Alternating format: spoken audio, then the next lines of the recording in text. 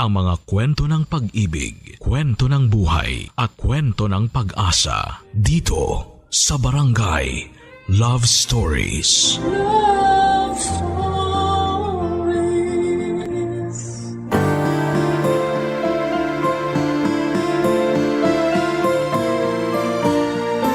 Kaya mo bang mapalayo ng matagal na panahon sa iyong pamilya? Alang-alang sa pagkakataong mabigyan sila ng magandang buhay. Ilang taon ang kaya mong isakripisyo para sa kanila? Dear Papa Dudut, itago niyo na lamang po ako sa pangalang Mateo. Kaunti na lang ay malapit na akong maging senior citizen. Dapat ay malakas pa ako at puno ng sigla. Pero meron akong mabigat na pinagdaraanan ngayon at tiyakong hindi lamang ako ang may ganitong karanasan. Dati po akong seaman, Papa Dudut, dekada 90 noong una akong sumampa sa barko.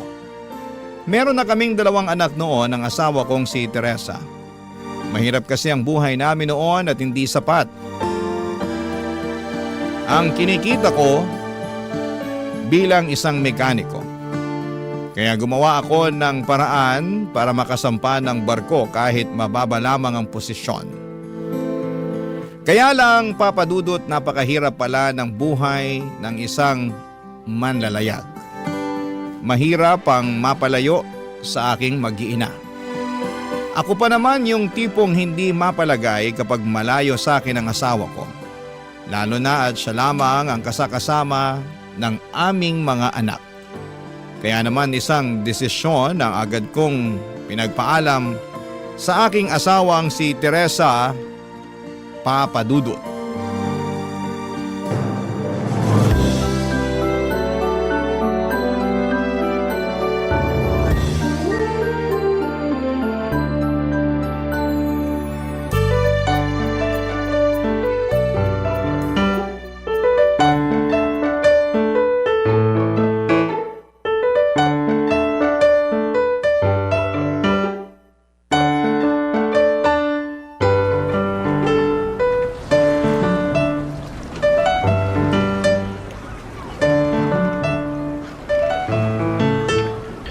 Kumusta ka na ba?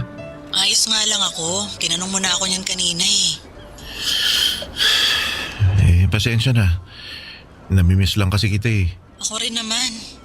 Ay, teka. Hindi pa ba mahal tong babayaran mo? Hindi, ayos lang. Ay, nga pala Teresa. Kaya pala ako napatawag meron akong gustong sabihin. Oh, ano yun? Iniisip ko kasi kung tapusin ko lang yung kontrata ko tapos dyan na ako sa atin. Dyan na lang ako magtatrabaho. Ano ka mo? Kasi ang hirap Hirap na ako. Hindi yung trabaho pero ang hirap mapalayo sa inyo. Ang tagal ko na sa trabahong to, hindi pa rin ako napapanatag. Hirap na nga ako matulog Lalo na sa tuwing naiisip kong ikaw lang ang kasama ng mga bata. Tapos kayo lang yung nasa bahay. Kung ano-ano pumapasok sa isip ko kasi dapat nandyan ako Dapat kasama niyo ako ng mga bata. Naku Mateo, magtigil ka nga. Ang lapit-lapit lang ng bahay ni nanay dito. Hindi naman ako mag-isang nag-aalaga sa mga anak natin. Kahit na, iba pa rin yung kasama mo ko dyan. Mateo naman, seryoso ka ba? 2 taon mahigit ka pa lang sa trabaho mo, sumusuko ka na agad? Teka, bakit parang baliwala lang sa iyo yung nararamdaman ko? Akala ko ba sasang-ayon ka sa akin? Pero iba yung reaksyon mo kaysa sa inaasahan ko. Ang lagay pa ako lang yung nangungulila sa atin. Bakit naman ako sasang-ayon sa isang maling desisyon? Maling desisyon? Maling desisyon ba yung kagustuhan kong makasama kayo? Wala ka pang 3 taon bilang seaman. Wala pa tayong masyadong ipon, Mateo. Akala ko ba gusto mong makapagpatayo tayo ng sarili nating bahay? Paano mangyayari yun kung napakaaga mong sumuko dyan sa trabaho mo? Pwede naman ako maghanap ng ibang trabaho Yung trabaho kung saan makakasama ko kayo. At anong trabaho yon? Sige nga. Anong trabaho ang magbibigay sa'yo ng sweldo na gaya ng meron ka ngayon, ha? Meron yan. Wala! Walang ganon. Pwede ba, Mateo? Bakit hindi ka na lang magpasalamat na sa dinami-dami ng aplikante kasama ka sa mga natanggap? Hindi man mataas yung posisyon mo pero ang importante malaki ang sinisweldo mo, no? Teresa, Hindi ka uuwi. Hindi ka uuwi, Mateo, ha? Tiisin mo yung kalungkutan mo. Tatagan mo yung loob mo. Isipin mo yung kinabukasan ng mga bata, ng pamilya natin. Tsaka isa pa, hindi lang naman ikaw nagsasakripisyo eh. Ako rin. Mahirap maging solo parent, baka kala mo ha. kaya nga gusto Pero sa kong... kabila nun, hindi ako nagre-reklamo. Ginagawa ko pa rin ang responsibilidad ko bilang nanay. Kaya naman sana ganun ka rin. Tandaan mo, Mateo, marami kang pangako sa akin. At kailangan mong tuparin yun bilang isang padre de pamilya. Kaya hindi ka uuwi. Papa Dudut, maliit pa ang mga anak kong sina Mariel at Sabina noong mga panahong yon. Kalaunan nga ay nasundan sila ng isa pang bunso kong si Justin. Kaya lalong lumaki ang mga responsibilidad na kailangan kong punan. 3 bata ang kailangan kong pag-aralin. Pero bukod doon ay may iba pa akong kargo. Hindi lamang sa pamilya ko kundi pati sa pamilya ni Teresa. Nasa isang compound lang kasi ang tirahan namin at ang tirahan ng mga kapatid ni Teresa. Nang malaman nilang sasampa ako sa barko ay naging masaya sila para sa amin. Pero alam kong nag-aabang din ng maaari kong maitulong sa mga kanya-kanya nilang problemang pinansyal. Lalo na kapag umuwi ako. Para silang mga ibong nag-aabang ng ihahagis kong patuka. Sa madaling salita ay marami ang mga taong umaasa sa akin, Papa Dudut. Kaya kahit parusa ng langit ang pagkakawalay ko kina Teresa ay wala akong magagawa kundi ang ipagpatuloy ang pagtatrabaho ko sa barko. Bawal akong magreklamo dahil mauuwi lamang kami sa away ng asawa ko.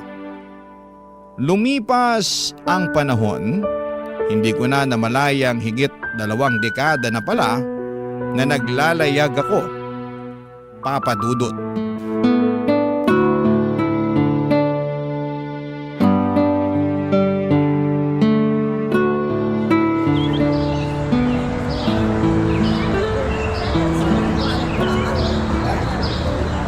Pambira naman itong lugar na ito eh. Kita mo eh, parang ang mamahal. Maghanap na lang tayo ng grocery, tas magluto tayo sa barko. Eh ano ba naman? Ang ganda-ganda dito tapos gusto mong bumalik agad sa barko? Ayoko uy. Tara na, puntahan na natin sila Efren. Eh, mukhang mapapagastos pa tayo eh. Eh marami naman tayo eh. Kasama ni Efren sina Oka at saka si Luis. Sigurado namang may mga alipores pa silang kasama. Tsaka magsaya na tayo ngayon. Kasi mamaya daw merong mga sasampa. Anong may mga sasampa? Ay sus, to naman. Gets mo na yung sinasabi ko. Mga bebot. Ay, nako eh, ayoko na mga ganyan. Aba, magsalita ka, akala mo, hindi mo nasubukan na. Eh, isang beses ko lang nagawa yon. At matagal na panahon na lumipas. Ay nako, pero nasubukan mo pa rin. At saka masaya naman, di ba? Isko, magtigil ka nga. Eh, mabuti pa mauna ka na. Puntahan mo na sila. Hayaan mo muna akong makapaglakad-lakad. Eto naman huwag ka ng KJ. Halika na. Sumama ka na sa akin. Ayoko nga. Sige na. Hayaan mo na ako. Magsaya na kayo. Halika na kasi. Gastos lang yung gagawin nyo eh. Eh minsan lang to. Eh, kahit pa minsan. Kung ubusan naman ng pera, ayoko. Eh halika na, halika na. Ayoko nga sabi. Wag mo na akong pilitin, Joel. Eh, kayo na lang. Ano yan? Anong nangyari sa'yo? Teka lumabo bigla yung mata ko. Nahihilo ka ba? Anong nararamdaman mo? Sandali nga tumabi muna tayo. Sige, tara. Doon tayo sa gilid. Alalayan na kita. Ayos lang ako. Hoy! Mateo! Kumapit ka sa akin. Kapit ka. Halik! Balik tayo sa barko. Halika! Dali! Halika!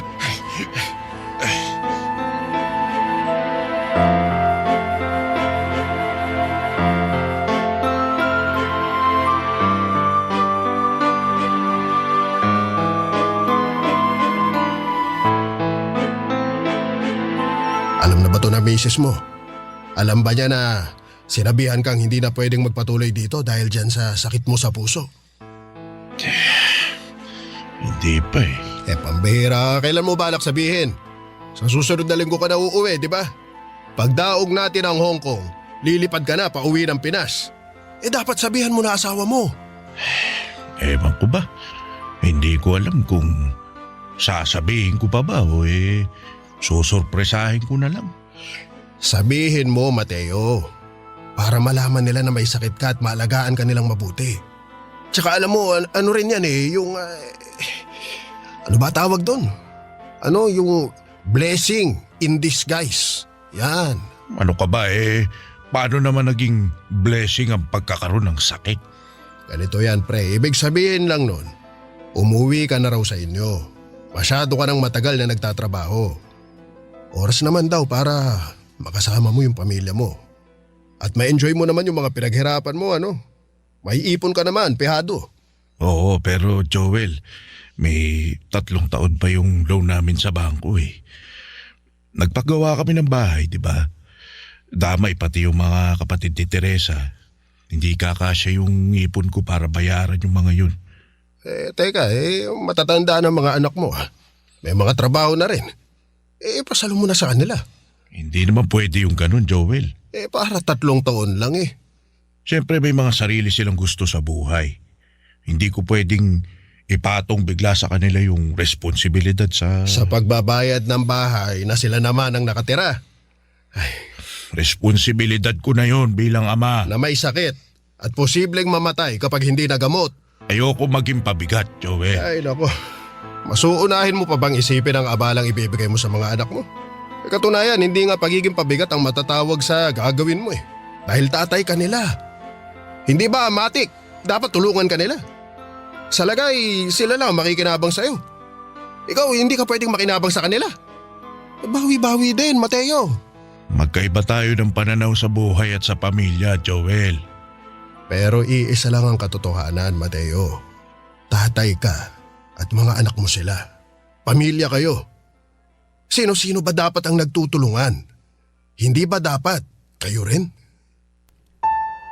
Papadudot, base sa ginawang pagsusuri sa akin ay may mga ugat daw sa puso ko ang hindi na gumagana ng maayos. Madadaan pa naman sa gamot pero darating ang panahong kailangan ko ring magpa-opera ng puso.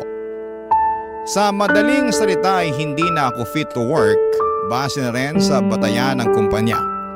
Kinabukasan ay saka ako nagkaroon ng lakas para tawagan si Teresa. At hindi ko po inaasahan ang naging reaksyon niya. Nag-alala naman siya sa kalagayan ng aking kalusugan. Pero mas nabahala siya sa maaaring mawala sa amin kapag tumigil ako sa pagtatrabaho. Nang mga panahong yon kasi, Papadudot, ay may 3 taon pa ang loan namin sa bangko para sa pinatayo naming bahay. Kaunting gapang na lang sana ay makakaraos na po kami. Bagkos ay nagpapagawa rin ng bahay ang mga kapatid ni Teresa at sa akin sila madalas kumukuha ng mga panggastos. Kaya naman, Papadudot, hindi ako natakot sa maaaring mangyari sa akin.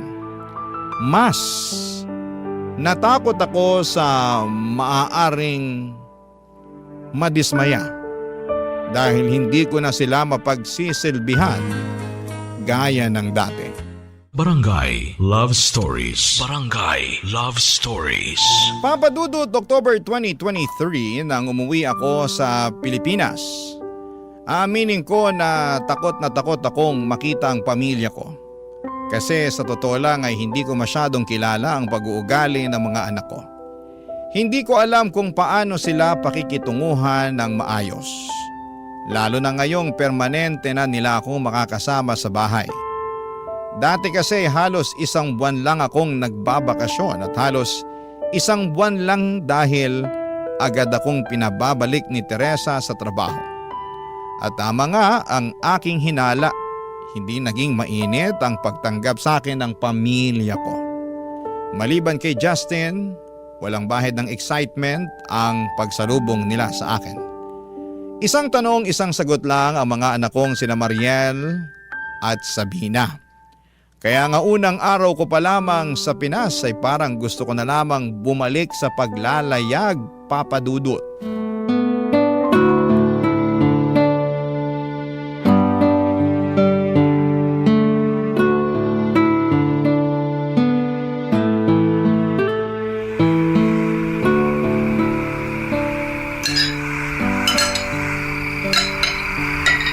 Justin, Po. kumain ka pa. Ang dami pang ulam. Opo, sige po. Ate, paabot ng pansit. Ay, teka. Thank you. Sabina, magkanin at ulam ka. Hindi yung puro pansit lang. Opo.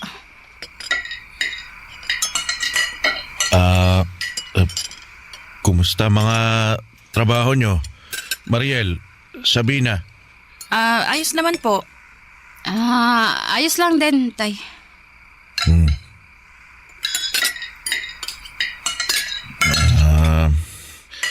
Masaya naman ba kayo sa mga trabaho nyo? Sakto lang. Eto si ate masaya. Andun yung jowa niya eh. Nahimik ka nga dyan. Hindi ka pa ba mag-aasawa, Mariel? Pwede naman na sa edad mo na yan, ah. Mag-iipon muna ako, tay. Mukhang matagal pa nga eh. Lalo na ngayon, may kailangan pa palang bayarang bahay. Mariel. Totoo naman po ah. Mag-aambagan kami ni na Sabina at Justin. Oo nga, pero hindi ito ang oras para pag-usapan yan. Kararating lang ng tatay nyo. Oh. Magsaya muna tayo. Saka na yung problema. Magsaya? Mariel, Uy, ate. nag-usap na tayo, Mariel ha. Umayos ka. Sorry po, pa. Pagod lang. Galing trabaho. Ayos lang, nak. Ayos lang. Pag-uusapan naman talaga natin yung tungkol dito sa bahay. Oo, pero bukas na yan. Kararating mo palang, Mateo eh. Ang dapat sa'yo magpahinga, lalo na't may kondisyon kang kailangan bantayan. Kaya kayong tatlo, Mariel, Sabina, Justin, ayoko munang pag-usapan ng kahit anong problema sa unang araw ng tatay nyo dito. Hayaan nyo munang mag-relax yung tatay ninyo. Naiintindihan nyo ba? Opo. Yes, ma.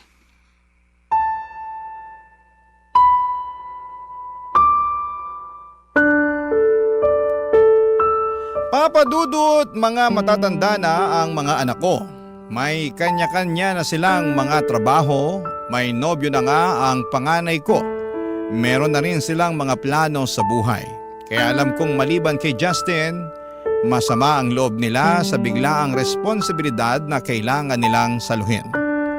Kaya sa mga sumunod na araw ay pinaramdam nila sa akin ang kanilang inis. Tahimik sila kapag nasa hapag kami at kumakain. Minsan nga ay hindi sumasabay sina Mariel at Sabina. Dumalas din ang pag-alis nila ng bahay. At sa tuwing inaaya ko sila para mamasyal, ay lagi silang abala kuno. Kahit si Teresa ay maraming palusot. Kesyo gastos lang daw ang mamasyal at magsaya sa iba't ibang paraan. Tanging ang bunso ko lang na si Justin ang sumasama sa akin. Papa Dudut, nakatira nga ako sa isang bahay na pinatayo gamit ang perang pinaghirapan ko pero hindi ko ramdam na nabibilang pa ako sa lugar na yon. Yun na siguro ang masasabi kong pinakamalungkot na kabanata ng aking buhay.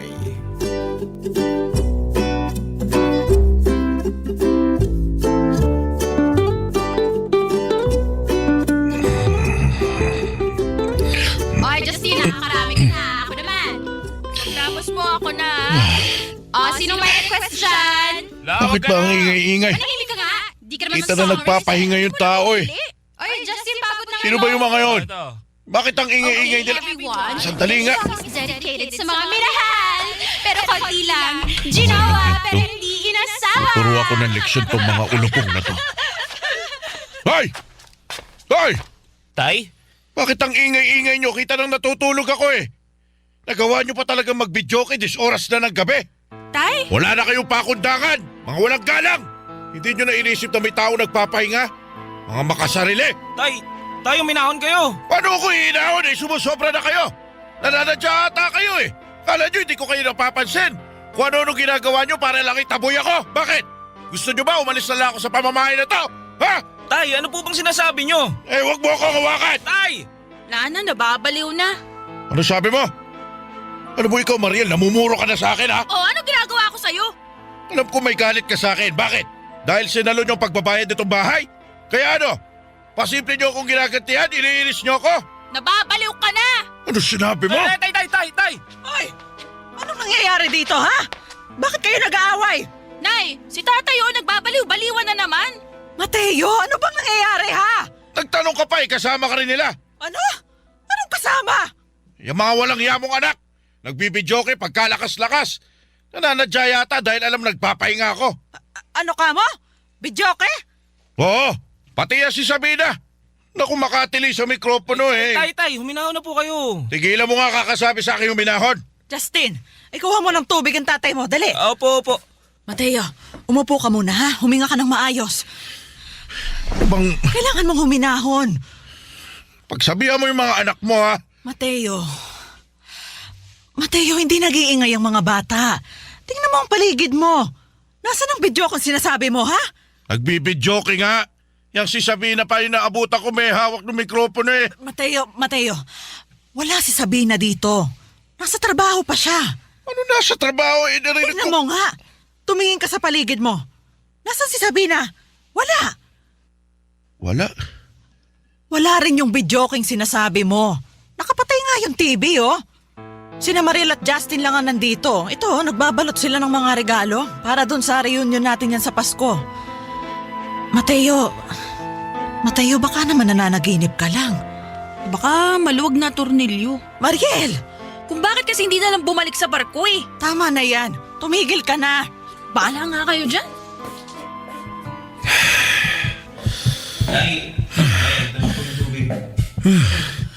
Uminom ka ng tubig para kumalma ka. Justin, umuha ka ng bipo. Sain mo. Opo. Pero, Nay, tingin ko, kailangan yung patingin ni tatay. Sige. Kunin mo muna yung pinapakuha mo. Mateo, uminom ka ng tubig. Ayoko. Mateo, saan ka pupunta? Mateo! Tubayan mo ako. Mateo, ano ba? Gusto ko mapag-isa.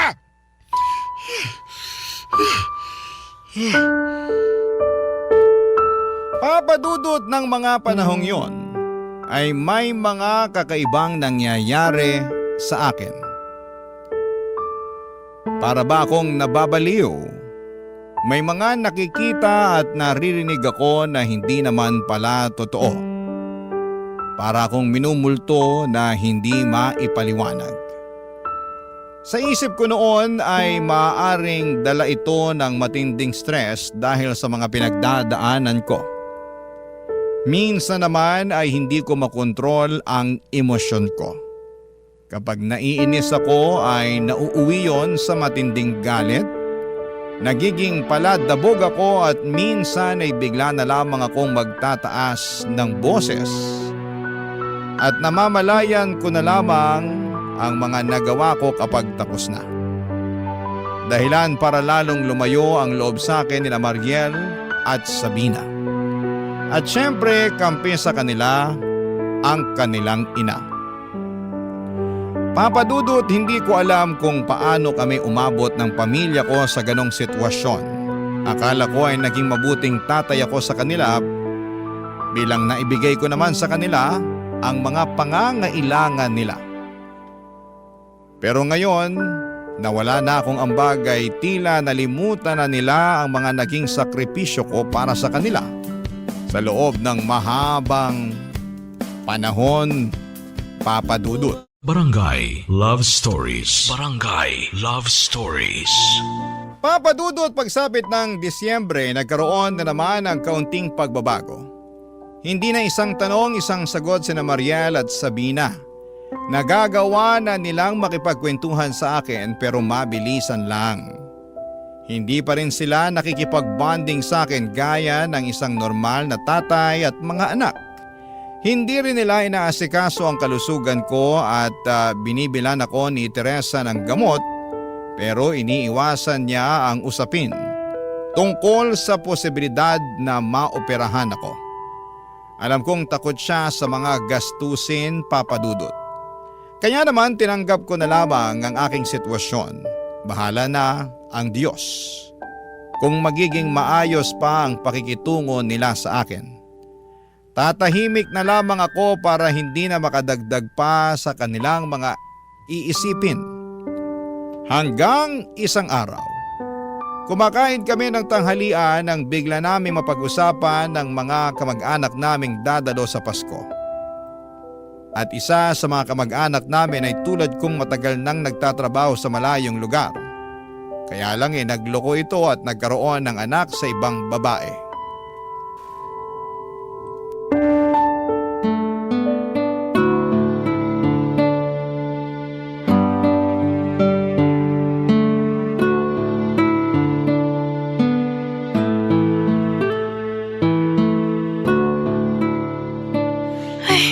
Kaya nga ayoko ng mga long distance na mga ganyan eh. Meron at meron talagang maglolo ko. Dami ng ganyan.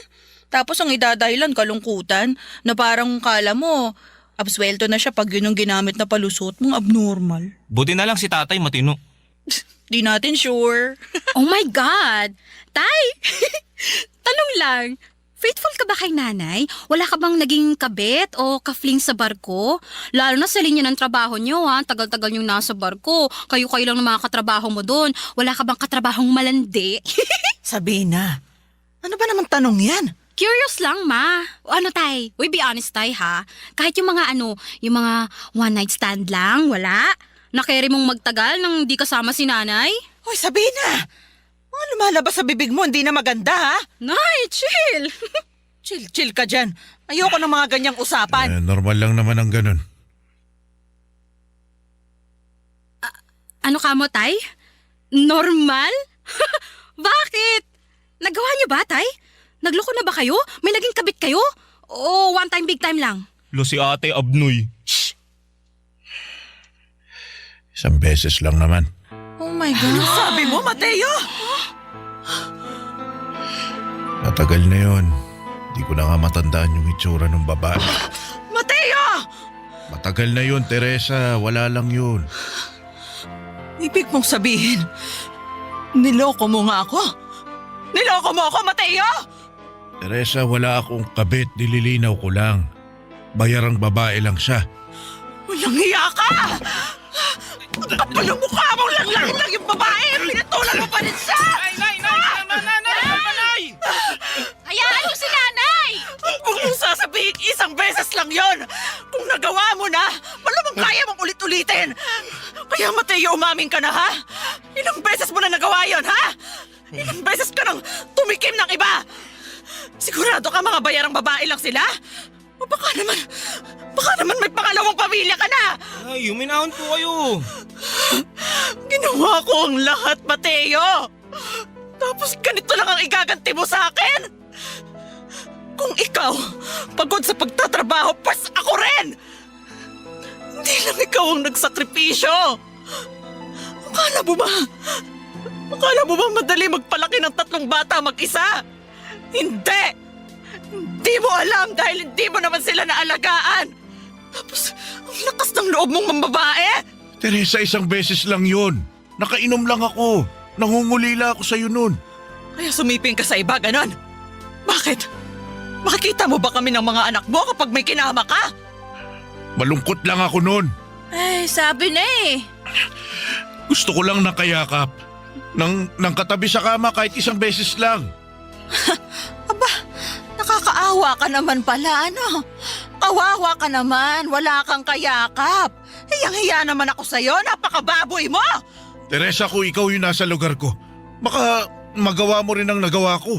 Manahimik ka, Mateo, ha? Hindi ako tulad mo. Dahil kung ako nasa lugar mo, uuwi ako sa pamilya ko kaysa maghanap ako ng iba. At saka... Aba, yun na nga yung gusto kong gawin eh. Pero ikaw tong may ayaw. Ayaw mo akong pauwiin eh. Ang daming beses ko nang binalak mag-resign para makasama kayo pero pinigilan mo ko. Dahil may mga responsibilidad ka pang kailangang tugunan. O ginawa ko naman yun. Kaya nga kinain ako ng kalungkutan. Ikaw sa tuwing kausap kita, wala ka ng lambing. Puro tungkol na lang sa pera yung bukang bibig mo. Ultimo problema ng mga kamag-anak mo, gusto mo tayo pa yung lumutas. At sina Mariel, si Sabina, Hindi ko makausap ng matino. Alam mo kung bakit? Dahil hindi ko alam kung anong sasabihin ko. At hindi rin nila alam anong itatanong sa akin dahil wala naman sila pakialam sa ginagawa ko. Sinong hindi malulungkot nun? May pamilya nga ako pero wala akong malalim na koneksyon sa inyo. Pero hindi yun dahilan para pagtaksilan mo ako. Teresa, patawarin mo ko. Pero sana maniwala ka. Isang beses ko lang nagawa yun. Huwag mo akong gawing tanga. Alam mo, mabuti pa. Mabuti pa lumayas ka sa harap ko. Lumayas ka na sa pamamahay na to. Ayaw na kitang kasama, lalong ayaw kitang makatabi sa kama. Kaya sige, mag-impake ka na ng mga gamit mo.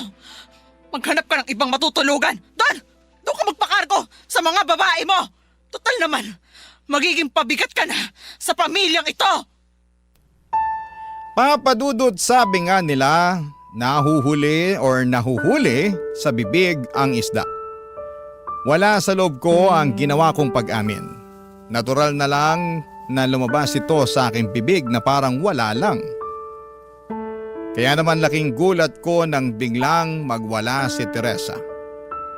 Totoo naman ang aking sinabi, isang beses lamang akong pumatol sa isang bayarang babae habang nakadaong ang barko namin sa ibang bansa.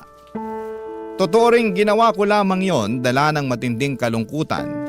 Hindi ko intensyon na maghanap ng kabit, ni hindi ko na nga maalala ang itsura ng babaeng nakasiping ko. Alam ko naman na mali ang magtaksil sa asawa. Ang akin lang tao lamang ako at nagkakamali. Sa mga sumunod na araw ay naging mariin si Teresa sa desisyon niyang palayasin ako. Kaya para humupa na ang tensyon at hindi na madamay ang mga anak namin ay umalis ako at lumipat sa isang maliit na apartment sa katabing syudad.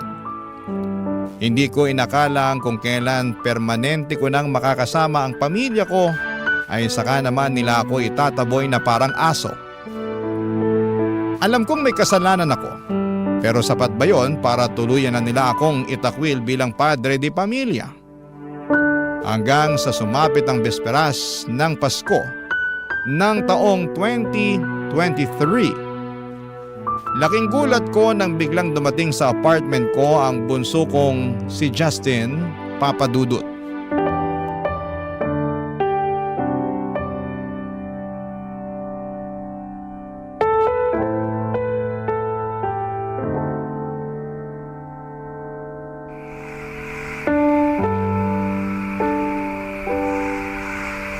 Nga pala, may dala akong pagkain tayo. Mga handa sa bahay. Pang Noche Buena natin mamaya. May pansit, barbecue, nihaw na manok, tsaka buko pandan. Buti, di natapon. May kare-kare pa sana kaso naubusan na ako ng ganitong lalagyanan eh. Tsaka di ako makadekwat, nakabantay si Chang Loring. Kala mo mauubusan. Teka, dito ka ba magno Noche Buena? Opo. Paano yung nanay mo? Madami naman sila dun eh. Kayo wala kayong kasama. Kaya dito na lang ako. Sandali, ano yung dala mo? Bakit may maleta ka? Ito. Mga damit ko tay, tsaka ilang gamit. Mga damit? Bakit ka may dalang mga damit? Kasi plano kong dumito muna ako eh. Anong ibig mo sabihin? Ditira muna ako dito. Dito sa apartment mo. Naku, baka magalit yung nanay mo. Tapos na. Nagalit na. Nabatukan pa nga ako eh. Pero wala naman siya magagawa. Bakit dito ka titira, anak? Para makasama ko kayo, tay. Para maalagaan ko kayo. Di lang ako ngayong Pasko nandito, tay. Hanggang bagong taon pa. Actually, hanggang Pasko pa sa susunod na taon. At yung susunod pa. Teka, nagugutom ka na ba, tay? Gusto mo kain na tayo? Para inom-inom na lang mamaya ang ating gabi. Sandali lang, Justin ha. Oh? Hindi kasi kita naiintindihan eh. Dito ka titira sa maliit na paupang ito. Opo, tay. Bakit? Laki-laki ng kwarto mo dun sa bahay ah. Dahil gusto ko nga kayong makasama, tay. Hindi. Sige na, umuwi ka na. Umuwi ka. Doon sa atin, doon ka sa nanay mo. Samahan mo yung mga kapatid mo. Madami na sila dun eh. Hindi ka pwede rito. Bakit hindi? Ang tagal-tagal ko nang hinintay yung pagkakataong to eh. Ang makasama kayo ng matagal. Yung magkakilanlan pa tayo.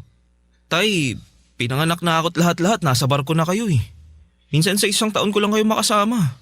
Mabilisan pa. Kaya ngayon permanente na kayong nandito. Susunggaban ko na yung oportunidad na mapalapit pa sa inyo.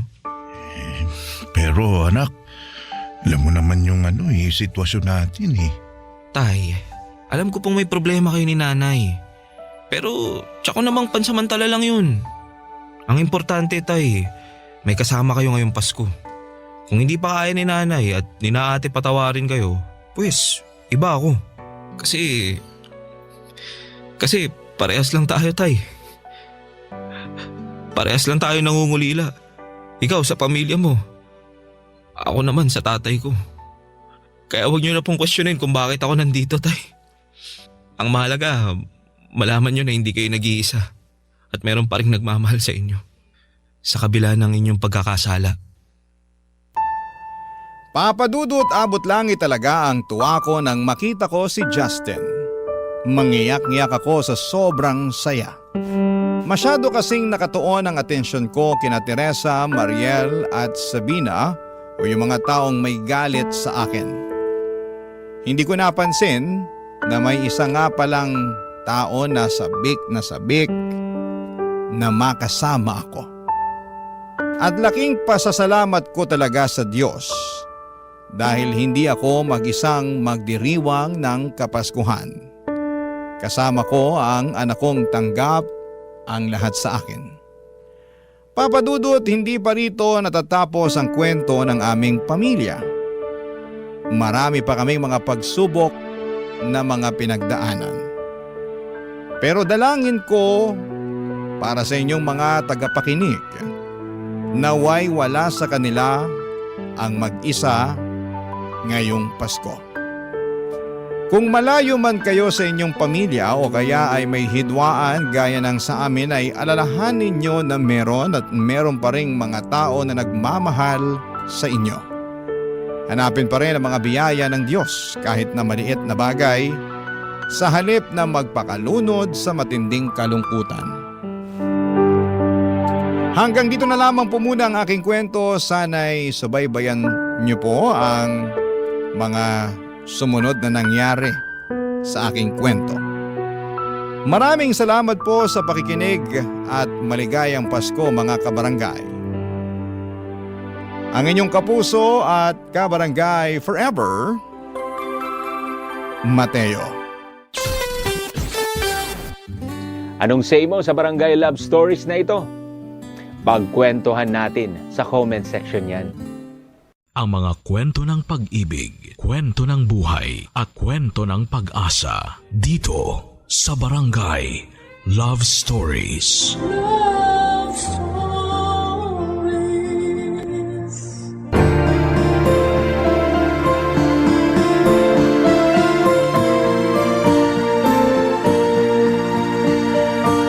Walang ibang hinangad ng isang magulang kung hindi ang kabutihan para sa kanyang anak. At palagi niyang inuuna ang kapakanan nito kesa sa kanyang sarili. Ikaw kabarangay, ano ang gagawin mo kapag nalaman mong niloloko lang pala ng taong mahal niya ang pinakamamahal at pinakaiingatan mong anak? Dear Papa Dudut, itago niyo na lamang po ako sa pangalang LC. 47 years old, may nag-iisang anak at retired teacher mula sa isang public school. Masasabi ko na ang buhay may asawa at pagiging isang ina ang pinakamasayang bahagi ng buhay ko noon. Mabuting lalaki kasi ang ibinigay ng Diyos bilang kabiyak ng buhay ko na si Ed. Nakilala ko siya noon dahil sa isang kaibigan nang pumunta ako sa bahay nila para makifiesta. Kaagad na gumawa siya ng paraan para makipagkilala sa akin. At aaminin ko na kaagad din akong na-attract sa kanya noon. Inakala ko pa noon na yun na ang huling beses na magkikita at magkakausap kami. Pero hindi ko inaasahan na gagawa siyang muli ng paraan para magkalapit kaming dalawa. Pinuntahan niya ako sa school kung saan ako nagtatrabaho. May dala siyang prutas at bulaklak na para sa akin. Nang sumunod na araw, Sa bahay naman siya dumalaw na may dalaring pagkain. Hanggang sa nanligaw na nga siya at hindi siya nabigo na tuluyang makuha ang pag-ibig ko. Nang magpakasal kami at magsama sa isang bahay bilang mag-asawa, doon ko na na-realize na hindi ako nagkamali ng lalaki na piniling mahalin. Dahil wala siyang ibang ginawa kung hindi ang iparamdam sa akin kung gaano ako kaswerte na siya ang napangasawa ko. Naging mapagmahal at responsable siyang asawa sa akin at tatay sa anak namin. Pero ang masayang pagsasama namin ay hindi pala talaga panghabang buhay. 3 taon pa lang ang anak naming si Dennis nang tuluyan akong iwan ni Ed nang namatay siya ng dahil sa cardiac arrest, Papa Dudut.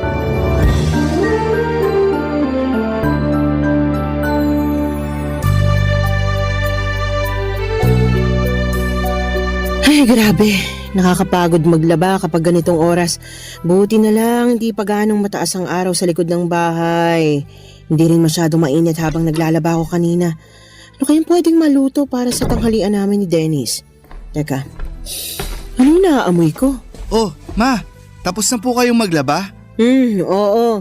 Dineretso ko na rin ng sampay para kapag umaraw mamaya matuyo na rin na kaagad. Mukhang napagod po kayo. Sandali lang po at pupunasan ko yung pawis sa noo nyo. Eto po, malinis tong tuwalya na hawak ko. Pupunasan ko lang po ang noo nyo. Masyado po yata kayong madaming nilaban.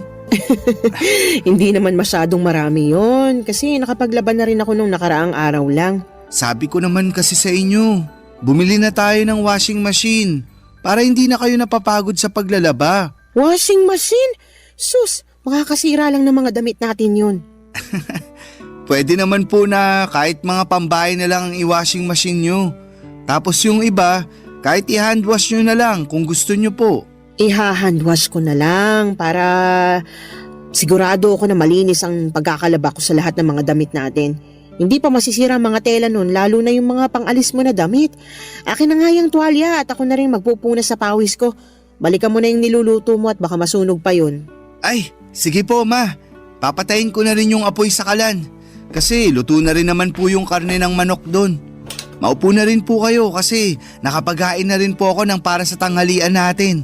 Sige at medyo gutom na rin ako.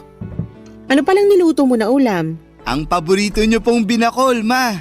Ay, kaya naman pala amoy pa lang. Mukhang napakasarap na ng niluto mo kasi paborito ko. Sana nga po magustuhan nyo. Alam nyo naman po na hindi talaga ako madalas magluto. Nagulat nga ako nang may maamoy akong ulam mula sa kusina. Yung pala nagluluto ka na ng pananghalian natin. Nung makita ko kasi po kayong naglalaba kanina, naghanap na po ako ng pwedeng iluto sa ref natin. Sakto naman po ang mga ingredients na nakita ko para sa binakol na manok. Sana talaga pumasa sa inyo ang lasa ng niluto ko na yan. Eto, titikman ko na nang malaman natin kung lasang binakol ba yung niluto mo o baka mamaya lasang afritada o adobong manok pala ito. Ma, wala naman pong sarsayan na kagaya ng sa adobo o apritadang manok. Biro lang naman. Eto, titikman ko na talaga, ha? Masarap tong sinigang na manok mo, ah. Ma, binakol po yan at hindi sinigang. Pero seryoso na anak, masarap tong niluto mong binakol na manok. Talaga po, ma? Walang halong biro? Walang halong biro. Pwede ka na ngang mag-asawa sa sobrang sarap nitong niluto mo. Asawa agad, ma? Hindi ba pwedeng girlfriend muna? Bakit, meron na ba? Nako, mukhang meron na nga. Kung meron man, ipapakilala ko po kaagad sa inyo. Saka, wag po kayong mag-alala. Hindi ko naman po pinapabayaan ang pag-aaral ko. Alam ko naman yon. Napakatalino mo kaya. Siyempre, kanino pa ba naman ako magmamana kung hindi sa paboritong mama ko?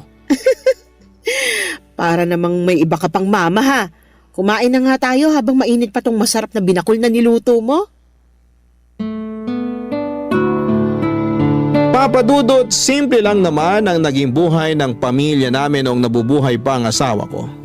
Sa construction site, nagtatrabaho si Ed bilang foreman at ako naman ay nagpatuloy sa pagtuturo ko sa school. Nang ipinagbuntis ko si Dennis, naging masela ng kalagayan ko. Kaya kinailangan ko nang mag-resign.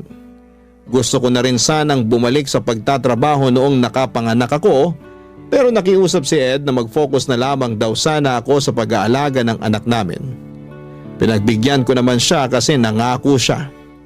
Nagagawin niya ang lahat para hindi kami mahirapan sa mga gastusin. Tinupad ni Ed ang pangako niya na yon.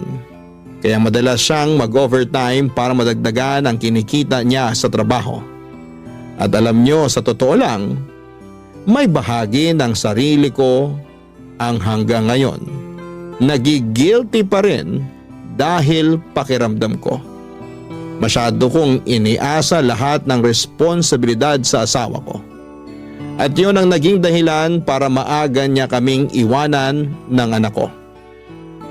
Pero mula nang mawala siya ay nangako ako na gagawin ko ang lahat para maibigay ang lahat ng pangangailangan ng anak ko. Magpapakananay at tatay ako para sa nag-iisang anak namin ng asawa ko. Sinuklian naman ni Dennis ang lahat ng pagsusumikap ko para maitaguyod ang buhay namin. Naging napakabuti niyang anak sa akin. Nag-aral siya ng mabuti hanggang college hanggang sa napapansin ko noon na napapadalas na medyo ginagabi ng uwi ang anak ko, Papa Dudut.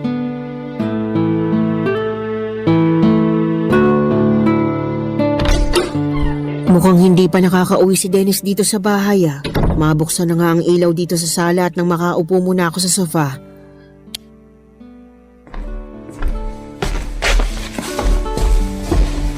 Ay, nakakapagod yung mga klase ko kanina. Ang hirap talaga kapag may bumibisita sa amin ng mga head teacher mula sa ibang school. Napakaraming dapat asikasuhin. Ma, nakauwi na po pala kayo. Kakadating ko lang dito sa bahay, nagpapahinga lang ako ng konti tapos mag-aasikaso na ako ng pagkain para sa hapunan natin. Nagugutom ka na ba?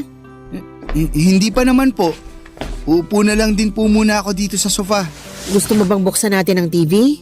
Hindi na po, kasi wala naman po akong inaabangan na palabas sa TV ng ganitong oras. Sige, pero bakit parang napapadalas yata na ginagabi ka ng uwi ngayon?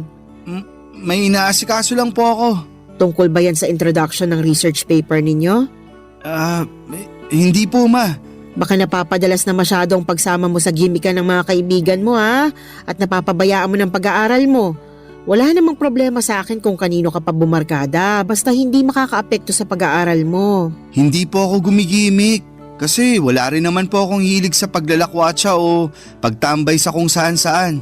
Saka, konti lang din naman po ang kaibigan ko sa school. Ayoko rin nang nakikipag-usap sa kung sino-sinong estudyante na walang kinalaman sa subject ko. Mabuti naman. Pero bakit nga napapadalas na ginagabi ka ng uwi dito sa bahay? Ang totoo po, naghahanap po kasi ako ng trabaho. Trabaho? Para saan? Para sa OJT mo na ba yan sa susunod na taon? Hindi ba masyado pang maaga para asikasuhin mo ang OJT mo? Hindi po para sa OJT yung trabaho na hinahanap ko. Para saan nga? Nakukulangan ka na ba sa allowance na binibigay ko sa'yo? May gusto ka bang bilhin kaya nagdesisyon ka maghanap ng trabaho? Tumaas na bang tuition fee mo at hindi ka nang nagsasabi sa akin? Ma, hindi po sa ganun.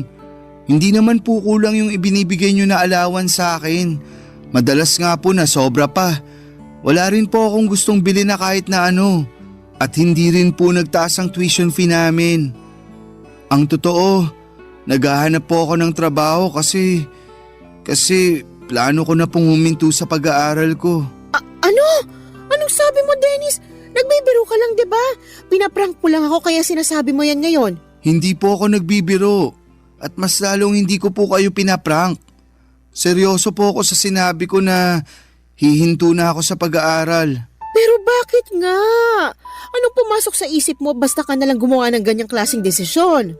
Ma, sana po maintindihan niyo ang desisyon ko na to kasi sa totoo lang, hindi rin po ito madali para sa akin.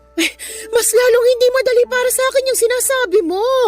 At hindi kita maiintindihan hanggat hindi mo pinapaliwanag na maayos kung bakit gusto mong huminto sa pag-aaral. Sorry po, ma. Kailangan ko lang po talagang gawin to kasi Kasi buntis po yung girlfriend ko. May girlfriend ka? Opo. At magkakaanak na po kami kaya kailangan ko po siyang panagutan. Ito po ang dahilan kung bakit nagdesisyon ako na hindi na mag-enroll sa susunod na semester. Magtatrabaho na lang po ako para sa magiging anak namin. Papa Dudut, masasabi ko na maswerte ako sa dalawang lalaki na ibinigay sa akin ng Diyos. Responsable at mabait na asawa si Ed. Pati na rin sa malambing at matalino kong anak na si Dennis. Akala ko talaga noong mawala si Ed ay hindi ko nakakayanin na magpatuloy pa sa buhay. Mula kasi nang maging mag-asawa kami, lahat ng bagay sa buhay ko ay nakaplano ng kasama si Ed. At paano ko pa susundin ang mga plano na yon kung hindi ko na makakasama ang asawa ko? Iniisip ko na lamang na kailangan ko pa ring magpakatatag para sa anak ko. Dahil ako na lang ang pwedeng asahan ni Dennis, Papa Dudut. Mabuti na lamang at lumaki talagang mabait, malambing, masunurin at matalinong bata ang anak ko. Hindi niya ako binibigyan ng sakit ng ulo at bonus na lang talagang mahusay siya sa mga klase niya. Masasabi ko rin na marami siyang namana sa tatay niya. Kasama na doon ang hilig na bumuo ng mga malalaking pangarap para sa hinaharap. Pareho din sila ni Ed na pangarap na mabigyan ako ng malaki at maayos na bahay. Ang sabi ko naman, masaya na ako sa simpleng buhay na meron ako basta kasama ang anak ko. Ang hindi ko inaasahan noon, yung malaking pagbabago na mangyayari dahil sa pagpasok ng bagong tao sa buhay namin, Papa Dudut. Barangay Love Stories. Barangay Love Stories. Papa Dudut, sa totoo lang, gusto kong magalit nang sabihin sa akin ni Dennis na nakabuntis siya ng babaeng hindi ko pa nakikilala. Hindi ako nagagalit kasi masisira o magbabago lahat ng mga plano at pangarap ni Dennis para sa akin. Yung inis at sama ng loob na nararamdaman ko ay para sa anak ko. Kasi bukod sa mga pangarap niya para sa akin ay meron din siyang sariling pangarap na alam kong magugulo ng dahil sa mga nangyari. Ang kinakasama pa ng loob ko noon ay yung desisyon niya na huminto sa pag-aaral. 1.5 taon na lang kasi at makakagraduate na dapat siya sa college. Kaya lang ay hindi ko na siya napilit pa na ituloy ang pag-aaral niya. Kahit sinabi ko na handa akong tulungan siya sa lahat ng gastusin sa college at sa magiging anak niya, ayaw niya raw kasi na ipasa sa akin ang responsibilidad dahil sa pagkakamaling nagawa niya. Sinabi ko naman sa kanya na hindi isang pagkakamali ang makabuntis ng babae. Sadyang naging mapusok lamang sila at hindi nakalimutan na maging responsable sa mga desisyon na ginagawa nila noon, Papa Dudut.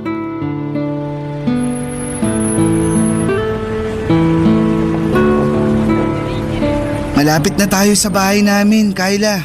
Medyo malayong lakaran pala to, no? Oo, kasi bihira ang dumaraan na tricycle dito sa street namin. Napansin ko rin na parang konti ang mga tindahan dito sa inyo. Medyo nga. Pero wag kang mag-alala kasi may sari-sari store na katabi mismo ng bahay namin. Ayun, sakto. Alam mo naman na mahilig akong bumili ng mga kutkuti na pagkain. Mas okay talaga na may malapit na tindahan sa atin. Pero sa totoo lang, kinakabahan na ako. Kasi baka hindi ako magustuhan ng mama mo. Sobrang bait ng mama ko. Kaya sigurado ako na magugustuhan ka niya at magkakasundo kayong dalawa. Nandito na tayo sa bahay namin. Pagpasensya mo na lang kasi simple lang tong bahay namin. Uy, ang ganda kaya ng bahay niyo, Dennis. May gate pa bago yung mismong pinto ng bahay. Ang ganda pa ng mga halaman dito sa garden niyo. Naku, alagang-alaga ni mama yung mga halaman na yan. Pasok na tayo sa loob. Kasi sigurado akong excited na rin si mama na makilala ka.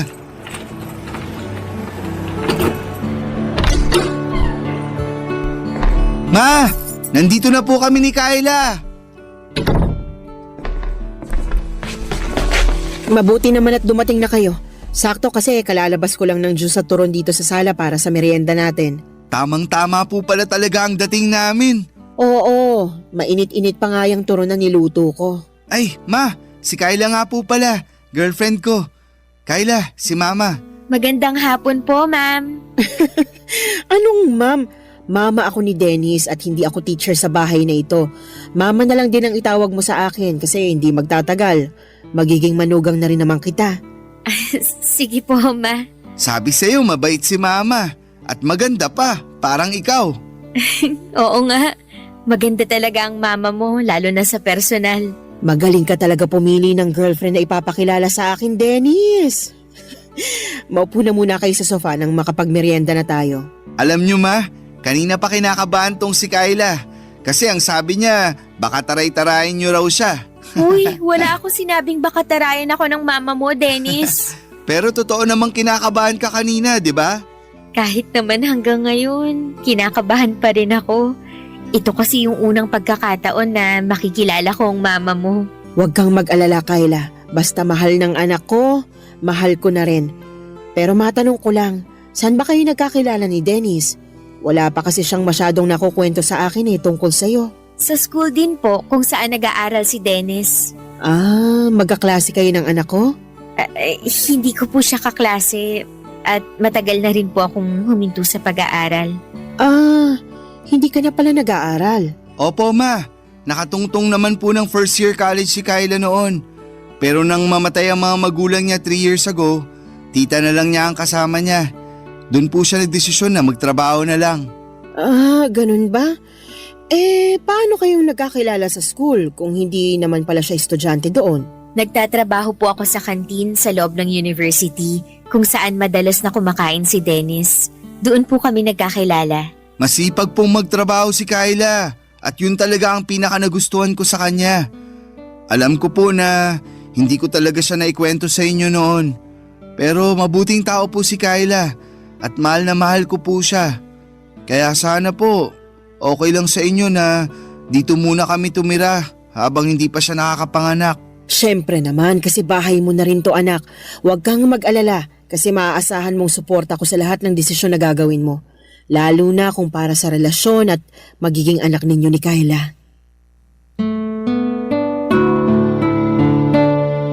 Papadudot, wala talaga akong alam na kahit na ano tungkol kay Kyla. Ni hindi ko alam na may girlfriend na pala ang anak ko.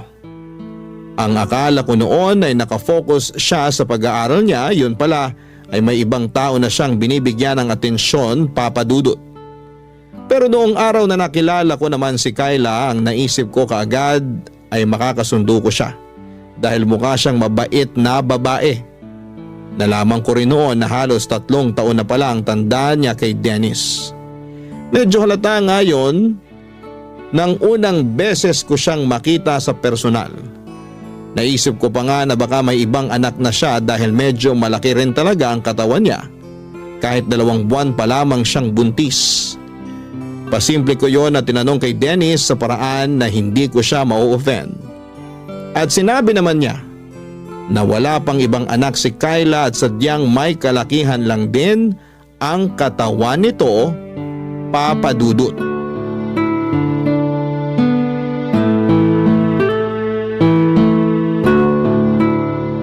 Ma, gagabihin po pala ako ng uwi mamaya.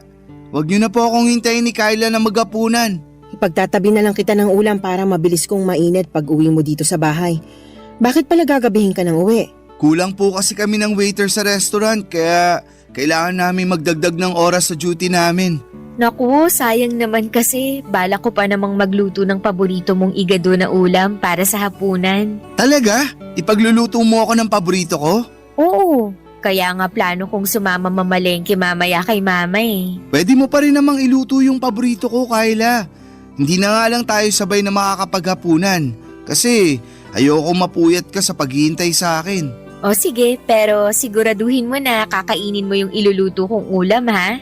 Kahit sunog pa yung luto mo, kakainin at uubusin ko lahat yan. Grabe ka naman. Hindi pa naman ako nakapagluto ng sunog na ulam nung nagtatrabaho pa ako sa kantin. Joke lang naman yun. Ikaw naman oh, akala ko naman nakatikim ka na ng sunog na luto ng girlfriend mo. Naku ma, masarap po magluto si Kyla. Ay talaga? Opo, kasi minsan binibigyan niya pa ako ng pagkain na niluto niya sa bahay nila kapag wala siyang pasok sa kantin. Malapit lang din po kasi yung bahay ng tita ko sa university kung saan nag-aaral dati si Dennis. Kapag wala po akong trabaho, dumadaan po siya doon para saglit na dalawin ako o makipagkwentuhan sa akin. At kapag aalis na po ako, palagi na po siyang may pabaon na pagkain sa akin. Kaya pala may mga oras noon na maaga kang umaalis ng bahay natin. Akala ko may inaasikaso ka lang na para sa mga klase mo eh. Opo ma, pero never ko naman pong pinabayaan ang pag-aaral ko kahit nanliligaw pa lang ako nun kay Kyla. At kahit po boyfriend ko na si Dennis, palagi ko rin pong pinapaalala sa kanya na mag-focus sa pag-aaral niya. May isang beses lang po talaga na naging mapusok kami. Sorry po ma. Nako, huwag nyo nang isipin yun kasi hindi na natin mababago yung mga nagawa nyo noon at yung mga nangyari noon. Mas mahalaga ngayon na mag-focus tayo sa present, lalo na sa future na para sa baby ninyo. Tama po kayo. Kaya magsisipag talaga ako sa trabaho para sa pamilya na to. Teka, kailangan ko na nga rin po palang umalis kasi baka malate pa ako. O sige, mag-iingat ka anak. Opo ma, lalabas na rin po ako ng bahay. Bye po. Bye Kyla. Bye, mag-iingat ka.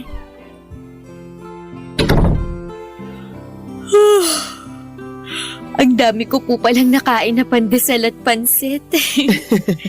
Napansin ko nga rin yan. Mabuti naman at nagustuhan mong binili kong pansit dyan sa malapit na tindahan para sa almusal natin. Masarap din po kasi talaga yung pansit kahit wala masyadong gulay. Ayos din po yun dahil hindi rin ako mahilig sa gulay. Pareho pala kayo ni Dennis na hindi mahilig kumain ng gulay. Pero ngayon po, pinipilit ko naman na kumain ng gulay para sa pinagbubuntis ko. Inaantok na tuloy ulit ako. Oh, saan ka pupunta?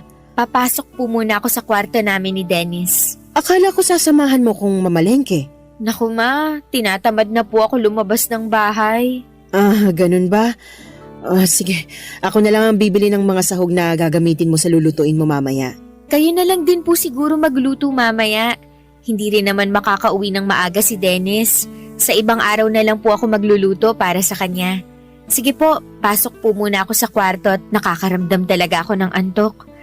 Kung maglalaba po pala kayo, pakisama na lang din po sana yung mga damit namin para hindi nakatambak sa kwarto. Magpapahinga po muna ako. Papa Dudut, nagkamali pala ako sa naging first impression ko kay Kyla. Noong unang mga araw kasi niya sa bahay, naging maayos talaga ang pakikitungo niya sa akin. Pati na ang pag-asikaso niya sa mga gawaing bahay. Maaga siyang gumigising at pagkatapos mag-almusal ay dediretso sa sala para magwalis-walis ng sahig. Kasunod ang pagpupuna sa mga bintana, nagluluto rin siya ng para sa hapunan namin at siya ang nag-aasikaso ng pinagkainan namin sa almusal. Pero pagkalipas ng ilang linggo ay nagbago ang lahat, lalo na nang kinailangan kong mag-resign sa trabaho. Napaaga noon ang retirement ko dahil lumala ang katarata sa kanang mata ko. Nadaan pa naman sa oral medication pero hindi na ako bumalik pa sa pagtuturo. Mula noon, si Dennis na ang nagtatrabaho para sa mga pangangailangan at gastusin sa bahay. Doon din nagbago ang ugali ni Kyla na halos inaasa na niya sa akin lahat ng gawain sa bahay. Pero naisip ko na baka hindi nagbago ang ugali niya. Baka sadyang yun talaga ang ugali niya. Nagpapanggap at nagpapakitang tao lamang siya sa umpisa. Pilit ko na lamang siyang pinakisamahan noon dahil ayoko nang bigyan pa ng problema ang anak ko na alam kong palaging pagod galing sa trabaho niya, Papa Dudut. Barangay Love Stories. Barangay Love Stories. Papa Dudut, sa isang restaurant nagtatrabaho noon si Dennis.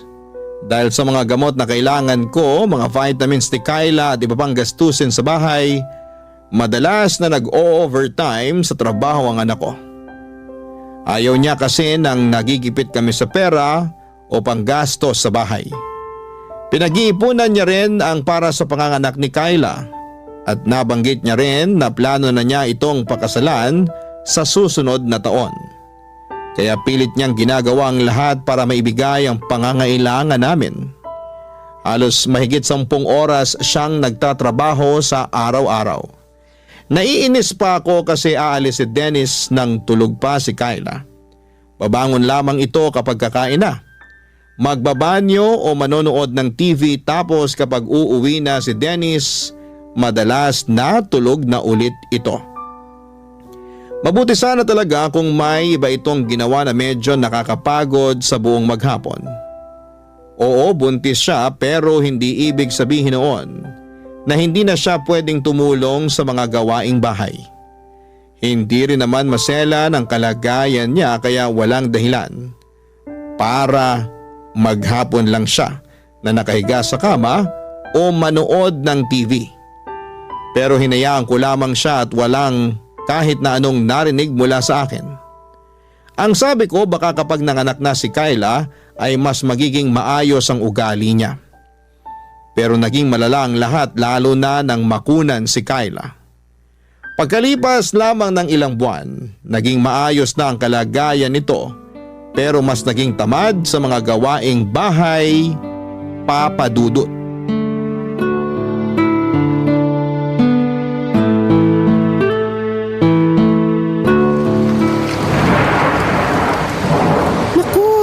Ng ulan sa labas ng bintana kung kailan naman patapos na ako dito sa niluluto ko.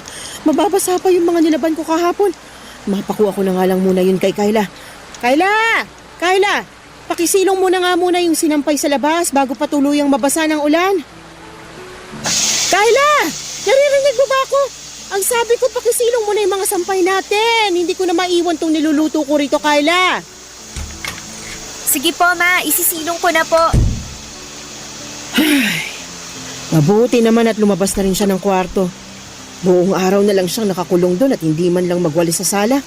Lahat na lang ng kailangang asikasuhin dito sa bahay, ako nang gumagawa. Haluin ko na nga munang mabuti itong mga gulay.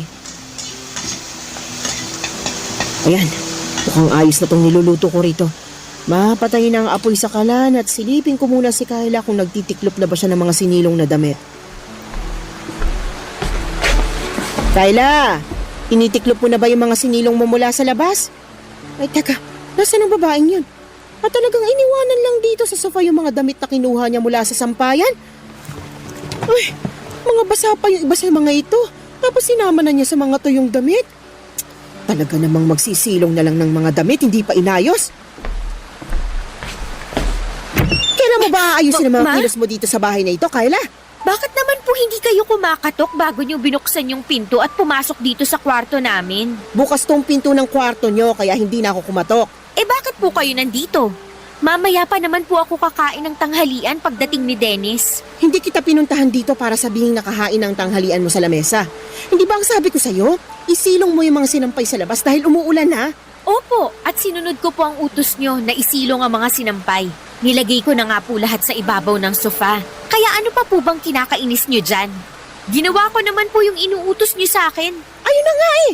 Ginawa mo nga ang inuutos ko pero hindi mo naman inayos. Ni hindi mo malang inihiwala yung mga tuyong damit doon sa iba, doon lang sa mga nabasa na sa ulan. At sana, tiniklop mo na rin yung ibang tuyo doon nang hindi nakakalat sa may sofa. Ma, ang sabi nyo kanina, isilong ko lang ang mga yon. Wala naman po kayong sinabi na pati pala pagtitiklop, kailangan ko pang gawin. Kailangan ko pa ba talagang sabihin yun? Syempre naman po. Hindi ba pwedeng magkusa ka na lang kasi alam mo naman kung anong dapat na gawin pagkatapos isilong ang mga damit? Hindi ko naman po damit ang lahat ng yon. Yung iba po doon, damit nyo at damit ni Dennis. Kaya bakit ako pa ang magtitiklop ng mga yon? Ako na nga ang naglaba? Grabe, ako pang pagtitiklopin mo ng ang lakas lahat ng ng ulan yun? sa labas. Oh, ma, ano pong ginagawa niyo dito sa kwarto namin ni Kyla? Kinakausap ko lang itong girlfriend mo. Bakit po? Ay nako Dennis, di ba kanina ko pa sinabi sa'yo na masakit ang ulo ko? Oo, Nabanggit mo nga bago ako umalis kanina para kumuha ng updated police clearance ko. Ayan kasi si Mama. Inutusan pa ako na lumabas para isilong ang mga damit kanina. Naulanan ako kaya lalong sumakit ang ulo ko. Tapos ngayon, inuutusan pa ako na tiklupin ang lahat ng mga damit na sinilong ko kanina. Ma, bakit naman po kay Kyla nyo pa pinapagawa yun? Pwede naman pong ako na lang ang magtupi ng mga damit mamaya. Hindi naman kasi talaga masakit ang ulo ng girlfriend mo. Ayaw niya lang talagang kumikilos dito sa loob ng bahay natin. Ma, kanina pa po sinabi sa akin ni Kyla na hindi talaga okay ang pakiramdam niya. Basta, ako na po ang magtutupi ng mga damit mamaya. Huwag niyo na pong ipagawa yun kay Kyla para makapagpahinga na lang din po siya. Nakapagluto na po ba kayo ng para sa tanghalian natin?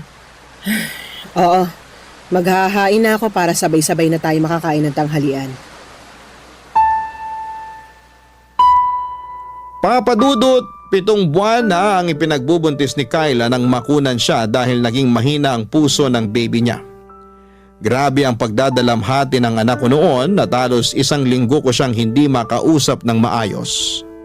Mabuti na lang at pagkalipas ng 2 linggo mula nang mailibing ang anak ni Kyla, nakita ko na muling nagkaroon ng direksyon ng buhay niya. Nang mga panahon na yon ay madalas ko siyang nakakausap tungkol sa mga naging pagsisisi niya sa nangyari sa buhay niya. Sinabi ko na may malaking dahilan kung bakit nawala ng maaga ang anak niya. Parang yun nangyari sa akin noong maaga rin akong nabiyuda. Isa sa mga dahilan yon para mas lalo kaming maging matatag at sinabi ni Dennis na magfo-focus na lamang daw siya sa amin ni Kyla. At sa plano niya na pakasalan nito sa susunod na taon, kung ano ang pagsusumikap na ginagawa ni Dennis sa buhay ay kabaliktaran naman ang ginagawa ni Kyla sa bahay namin. Lumala ang pagiging tamad niya sa bahay at may mga oras na kapag nakikisuyo ako na tulungan niya ako sa ibang gawain, kagaya ng pagwawalis sa sala o pagluluto, palagi niya akong sinisigawan at sinasabi niya na abala ako sa pagsa-cellphone niya. At nang minsang magkasagutan pa kami ni Dennis, nang dahil sa kanya ay gusto ko talagang magalit sa anak ko dahil mas kinampihan pa nito ang babae na yon kesa sa akin ang nanay niya. Pero pilit ko na lamang na pinalampas ang lahat noon at patuloy na tiniis ang ugali ni Kyla. Pero ang isang bagay na hindi ko talaga natansya noon ay nang makita ko si Kyla na nakikipagharutan sa isang lalaki sa may mismong harapan ng gate ng bahay namin. Tinawag ko siya noon pero hindi niya ako pinansin tapos ay tinarayan pa. Hindi ako nakatiis pa kaya naman nilapitan ko sila, pinalis ko yung lalaki at pilit na pinapasok si Kyla sa loob ng bahay, Papadudot. Bakit niyo naman po binastos yung bisita ko, Ma? Binastos? At siya pa talaga yung nabastos? Tama ba yung ginawa niyong paghaharutan sa harap mismo ng bahay ko? Ano pong paghaharutan ang sinasabi niyo? Pinsan ko lang po yung kausap ko kanina sa may gate. Pinsan? Ang sabi mo nung nakaraan, delivery rider yon na naghahatid lang ng mga ino-order mo na kung ano-ano sa online. Oo nga po. Pinsan ko po yung delivery rider na yon. Ano na naman po ba yung iniisip niyo na hindi maganda tungkol sa akin? Hindi ako mag-iisip ng ganito kung wala akong nakikita na masamang ginagawa mo. At kailan pa po naging masama yung pakikipag-usap sa pinsan ko? Huwag mo ang binibilog ang ulo ko. Hindi lang kayo nag-uusap ng lalaki na yon. Nakita ko na hinahawakan niya ang kamay mo at hinalikan ka pa niya sa pisngi mo. Ang laswa niyo naman pong mag-isip, Ma. Ang hirap po sa inyo. Lahat na lang ng ginagawa ko dito sa bahay na to, mali sa paningin niyo. Eh kailan ka ba gumawa ng tama? Ultimo pag-aasikaso ng mga kailangan gawin dito sa bahay, hindi mo naman ginagawa ng tama. Magpapalaba ka na nga lang ng mga damit mo, hindi mo pa ilagay sa tamang lalagyan. Pati na nga ang mga pinagkainan mo, basta mo nalang iniiwan sa lababo. Kita niyo na? Napakarami niyo naman pong issue sa akin. Kanina, yung pakikipag-usap ko sa labas ng bahay. Ngayon naman, pati ang bawat kilos ko dito sa loob ng bahay niyo, sinisita niyo na. Alam niyo, mabuti pa, magpahinga na lang ako sa kwarto namin ni Dennis. Sumasakit na naman po kasi ang ulo ko dahil sa ingay niyo. Sandali lang, Kyla. Aray Hindi ko, pa tayo Ma! tapos mag-usap. Bitawan niyo nga ang braso ko. Huwag mo kasi akong talikuran dahil nag-uusap pa tayo. Pwede po bang hayaan nyo na lang akong pumasok sa kwarto namin? Tapos ano, magkukulong ka na naman dyan buong araw? At lalabas ka na lang kapag kakain na? Kung may issue po kayo sa akin, si Dennis na lang po ang kausapin nyo. Papasok na po ako sa kwarto kasi ayoko na po makipagtalo sa inyo. Sabi ng hindi pa tayo tapos ng Nasasaktan usap. na po ako. Bitiwan nyo nga po yung braso ko. Ano pong nangyayari dito? Nasa pinto pa lang ako. Naririnig ko na po ang mga sigawan nyo. Mabuti naman at umuwi ka na.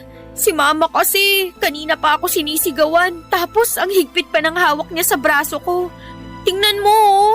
Halos magmarka na ang kamay niya sa balat ko. Ma, bakit nyo naman po sinisigawan at sinasaktan si Kyla? Hindi ko siya sinisigawan at mas lalong hindi ko siya sinasaktan. Gusto ko na kasing magpahinga, pero ayaw niya pa akong papasukin sa kwarto natin. Ano ba talagang nangyayari dito? Yang girlfriend mo kasi, nakita ko nakikipagharutan sa ibang lalaki dyan sa labas ng bahay natin. Doon pa talaga sa may gate natin.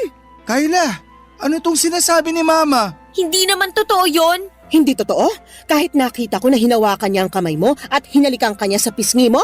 Insan ko nga lang po kasi yon na binibigyan niyo ng mali siya. Kung nabibilog mo ang ulo ng anak ko, huwag mo ko igaya sa kanya. Hindi mo ko maloloko, Kyla. Pwede po bang tigilan niyo na nga po yung kakaisip ng kung ano-ano tungkol sa akin? Alam ko naman kasi talaga na ayaw niyo sa akin kaya gusto niyo akong siraan sa anak niyo. Hindi kita sinisiraan sa kanya. Nagsasabi lang ako ng totoo. Nagsasabi lang din po ako ng totoo. Sadyang marumi lang po ang isip niyo kaya kung ano-ano na lang yung lumalabas sa bibig niyo. At ako pa talaga ngayon ang madumi mag-isip? Sino pa po ba? Kayo lang naman po yung walang tigil sa pagbabantay sa bawat galaw ko dito sa bahay na to. Teka, wag na nga kayong magsigawan ni Mama, Kyla. Hindi naman kasi ako nag-umpisa nito. Yang mama mo. Palibasa, sampid lang ako dito sa bahay kaya ginaganyan niyo na lang ako. Tama na. Huwag ka nang umiyak. Gusto ko lang naman talagang magpahinga muna.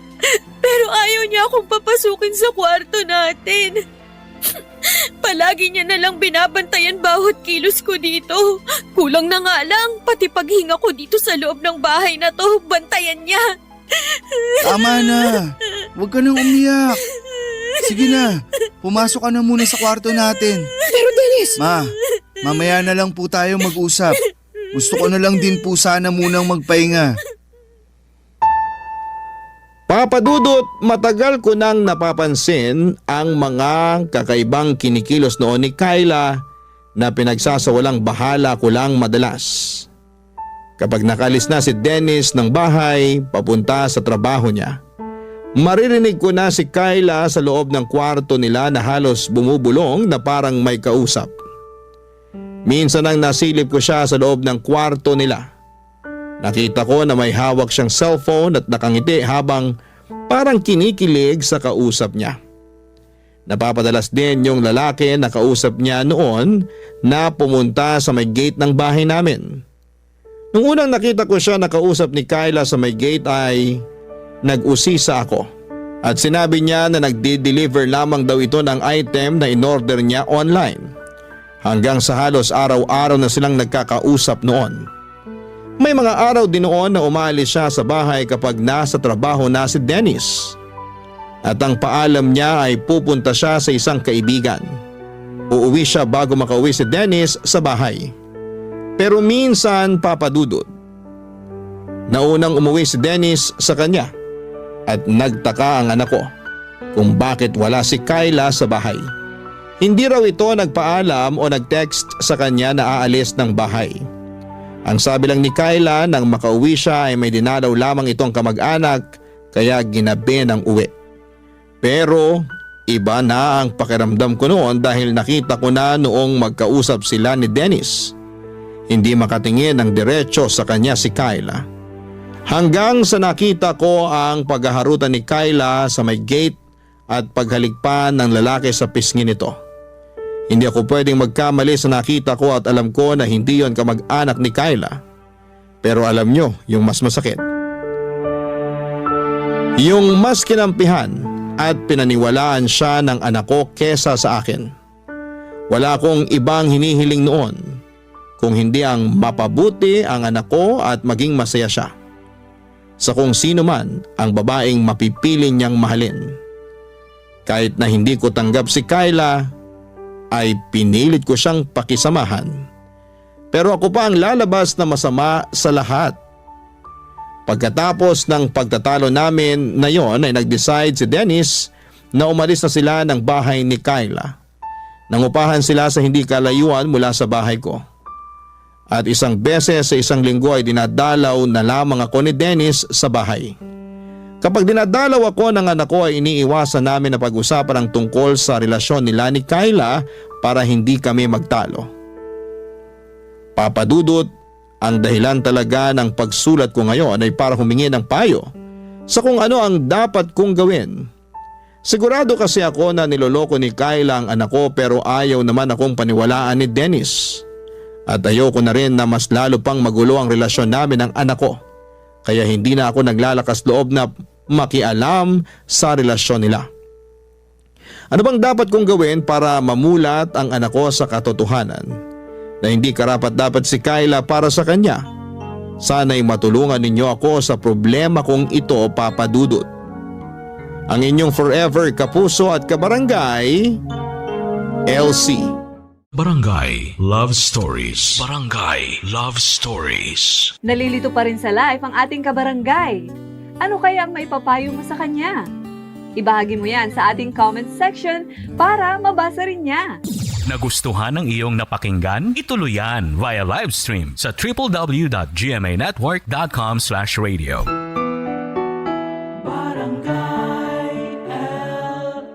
In Mega Manila, 97.1. Forever!